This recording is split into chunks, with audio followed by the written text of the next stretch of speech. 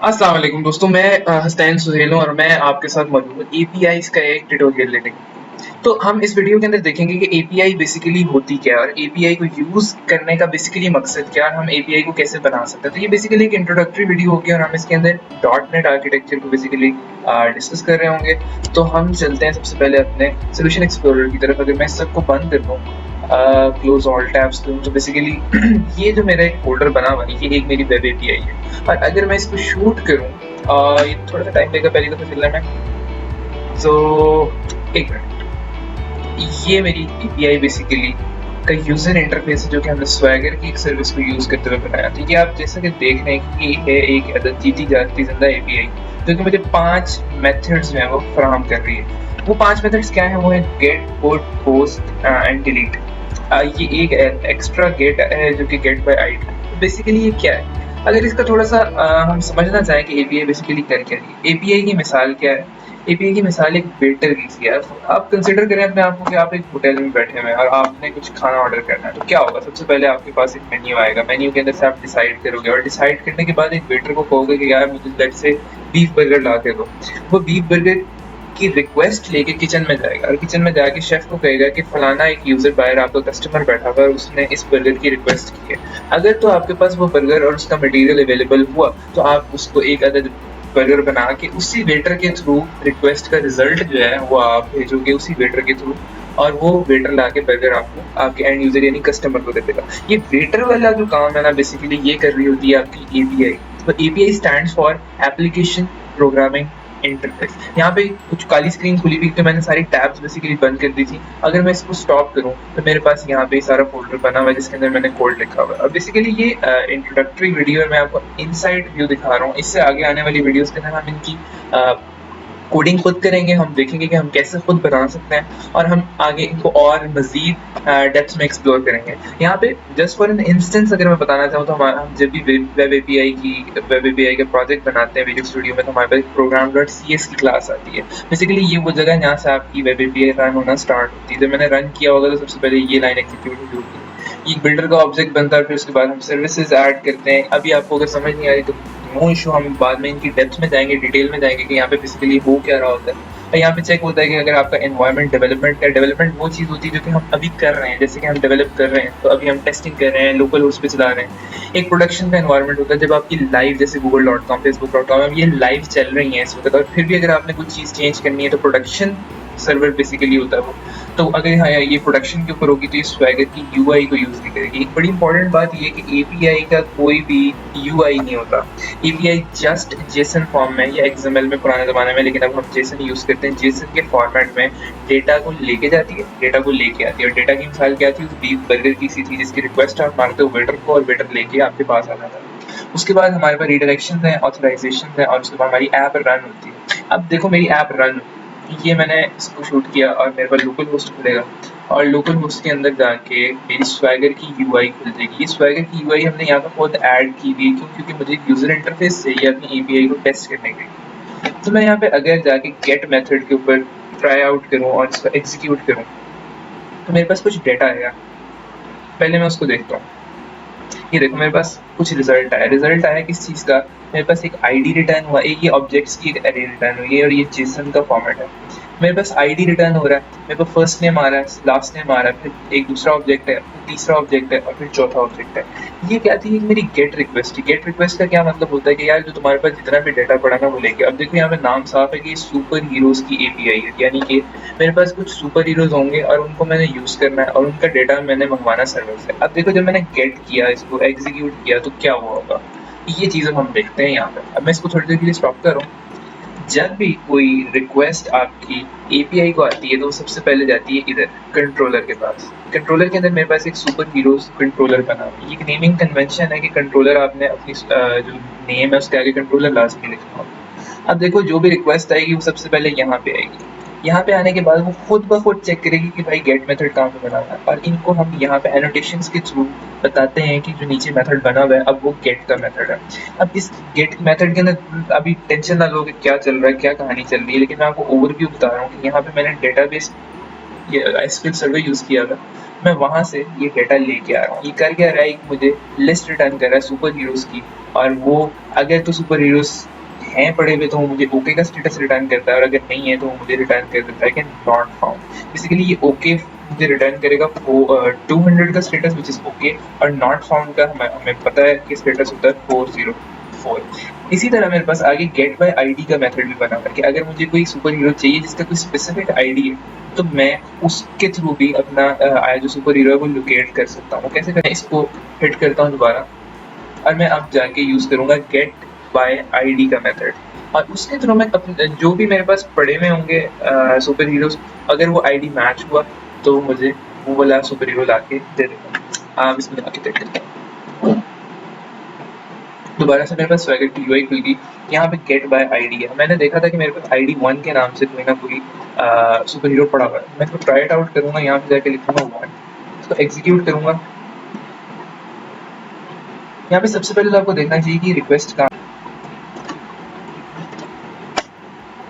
अगर मैं इसको कॉपी करके यहाँ पेस्ट करूँ तो ये देखो मुझे वही जेसन की जो स्ट्रिंग है वो रिटर्न हो गई है। कहाँ से, ये बेसिकली मेरी डेटाबेस से आया है। तो अब हम इसको एंड में एक्सप्लोर करेंगे कैसे डेटाबेस प्रोग्रामिंग हमने करनी है, तो सब चीज़ों को इनकॉर्पोरेट कैसे करना है वो हम देखेंगे। लेकिन यहाँ पे हमें सिर्फ ये चेक करना है कि हमारा जो मेथड है वो बेसिकली काम से कर रहा है। तो ये रिक्वेस्ट यूआरएल के अंदर हमें उसने वो यूआरएल प्रोवाइड किया हुआ है कि अगर हम इस यूआई को नहीं यूज़ करते, जैसे कि हमने यहाँ पे कहाँ देखा था program.cs की फाइल के अंदर, कि अगर हम स्वैगर की यूआई को इनकॉर्पोरेट नहीं कर रहे तो हम वैसे भी एपीआई को यूज़ कर ज़रूर सकते हैं, जैसे कि वो प्रोडक्शन के अंदर है तो हम कोई और क्लाइंट के थ्रू करेंगे। फिलहाल हमारा वो क्लाइंट जो है वो स्वैगर है, वैसे हम पोस्टमैन का भी यूज़ कर सकते हैं जो कि हम आगे उसी का यूज़ करेंगे। ठीक है, तो सब दूसरी चीज़ जो है यहाँ पे गौर करने वाली वो ये स्टेटस कोड आया हुआ है यहाँ पे 200 स्टेटस कोड यहाँ पे देख सकते हैं HTTP स्टेटस कोड।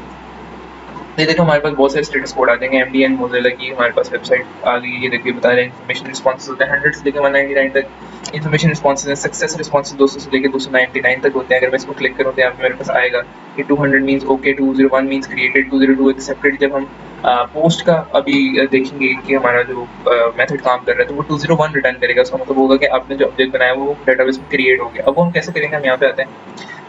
हम यहाँ पे सबसे पहले करते हैं गेट, इसको ट्राई करते हैं। अब आप यहाँ पे देखना कि वहाँ पे टोटल कितने हमारे पास आईडी 1, 2, 3 और 4 वाले हैं, हमारे पास ट्रेंड बोर्ड है। अब हम क्या करते हैं, हम जाके अपना अगला मेथड जो है उसको ट्राई करते हैं। अगला मेथड हमें क्या दे रहा है, हमें कह रहे हैं पोस्ट। पोस्ट का मतलब है कि यार तो मैं नया सुपर हीरो क्रिएट करूँगा। ओके, हमने कहा ओके, हम आईडी नहीं भेजनी, और आईडी ना भेजने की एक वजह है और वो वजह हम बाद में एक्सप्लोर करेंगे। वो बेसिकली ये कि हमारी जो डेटाबेस है वो ऑटोमेटिकली इसको एक आईडी खुद ब खुद प्रोवाइड कर देगी। अभी जस्ट एक ओवरव्यू है, हम इसकी डिटेल में सब कुछ डिस्कस करेंगे, डिटेल में जाएंगे, डेप्थ में जाएंगे, सारे कॉन्सेप्ट्स को हम बहुत डीपली देखने वाले हैं कि हम ये सारा कुछ कर कैसे रहे हैं। तो हम यहाँ पे फिलहाल एक नाम दे देते हैं, लेट्स से ए, और इसके लास्ट नेम दे देते हैं जी। इसको एग्जीक्यूट करते हैं। एग्जीक्यूट करने के बाद देखो हमारे पास जो रिस्पांस है वो है 200 का, इसका मतलब है ओके का रिस्पांस। और ये 200 का रिस्पांस इसलिए आया क्योंकि मैंने कोड में 200 का लिखा हुआ है, मैंने ओके का स्टेटस लिखा हुआ है। अगर मैं क्रिएटेड का स्टेटस वहाँ पे रिटर्न करवाता तो वहाँ पे 200 की बजाय 201 का स्टेटस रिटर्न होगा। अब अगर मैं आऊँ वापस और अगर मैं इसको दोबारा गेट करूँ, और देखना मेरे पास एक नया सुपर हीरो क्रिएट हो चुका है, इस आईडी के अगेंस्ट हो चुका है, और इसका ए फर्स्ट नेम है और जी। इसी तरह मेरे पास डिलीट का मेथड भी है। इससे पहले मैं पुट का मेथड भी यूज़, पुट का मेथड बेसिकली एडिट के लिए यूज़ होता है। अगर मैं इसको ट्राई करना चाहूँ और मैं कहूँ कि यार जो मेरा 100 किस पे क्रिएट हुआ था, 1005 के ऊपर एक यूज़र क्रिएट हुआ है 105, इसका जो नाम है ए की बजाय मैं रखना चाहूँगा लेट्स से एच और लेट्स से, या मैं कुछ भी रख देता है लेट्स। तो एग्जीक्यूट करूँगा, ये एग्जीक्यूट होने के बाद मुझे कुछ, इसने भी मुझे 200 रिटर्न किया। और अब अगर हम जाके दोबारा अपनी गेट रिक्वेस्ट मारें तो देखते हैं कि हमें क्या मिलता है। और हमने यहाँ पे गेट रिक्वेस्ट मार दी और हमें यहाँ पे देखो मिल गया आईडी 1005 और AHHH, और यहाँ पे जो मैंने आउट पटाख से स्ट्रिंग भेज दी थी वो मुझे मिल गई। इसका मतलब है कि मेरा पुट का मेथड भी, यानी जो अपडेट का मेथड है वो भी सही से काम कर रहा है। उसके बाद एक डिलीट का मेथड है, और डिलीट का मेथड हम यूज़ करेंगे। यहाँ पे हम करेंगे 1005 पे जो भी हमारा पड़ा हुआ है ऑब्जेक्ट उसको डिलीट कर दो, हमारी डेटाबेस से उड़ा दो। उसने कहा श्योर, मैंने कहा यस, उसने एग्जीक्यूट मारा और अब उसने 404 का दे दिया क्योंकि मैंने 2 दफ़ा एग्जिट मार दिया था। इसकी बजाय हम 4 लिखते हैं अगर, तो 4 का ये उसने हमें बॉडी भी रिटर्न की गया है जो आपने उड़ा दी है, ये उड़ चुका है, इसका 200 का कोड हमें आ चुका है।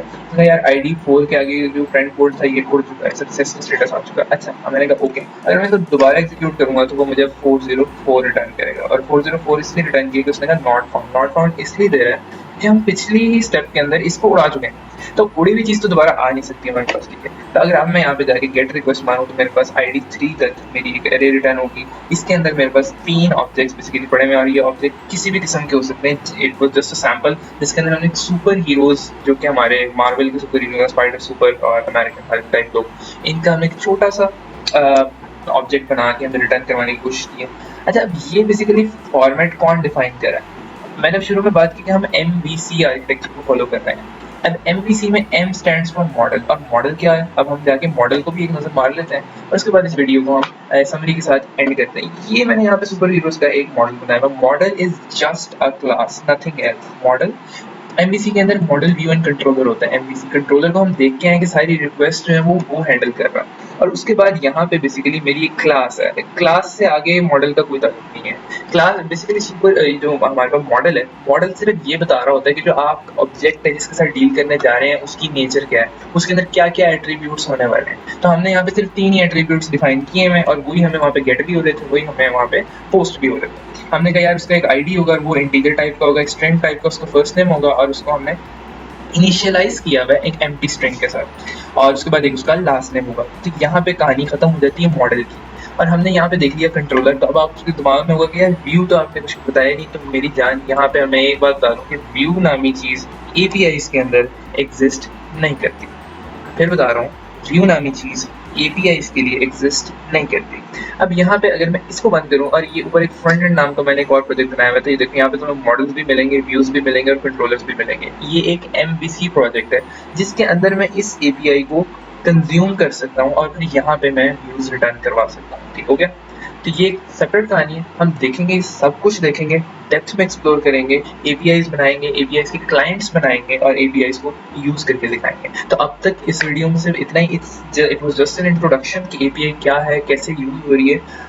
इसके बाद हम स्टेप बाय स्टेप देखेंगे कि हमारा MVC आर्किटेक्चर क्या है, हम लोग अपनी API कैसे बना सकते हैं। स्क्रैच से Visual Studio 2022 को डाउनलोड करेंगे, उसके बाद देखेंगे कि हम इसको यूज़ कैसे कर सकते हैं अपना वेब एप्लीकेशन बनाने के लिए, वेब API बनाने के लिए। रेस्टफुल आर्किटेक्चर क्या है, हम देखेंगे HTTP एक्शन मेथड्स क्या होते हैं, हमारे पास स्टेटस कोड्स क्या होते हैं, और हम लोग आगे पूरा आर्किटेक्चर फॉलो करते हुए APIs की डेवलपमेंट करेंगे। So thank you so much for being here, और thank you so much for watching this video.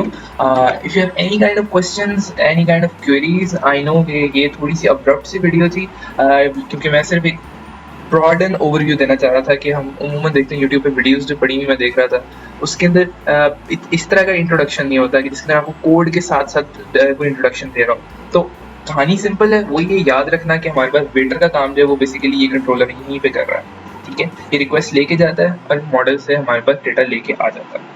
तो अब तक के लिए इतना ही। Thank you so much and अल्लाह हाफिज़।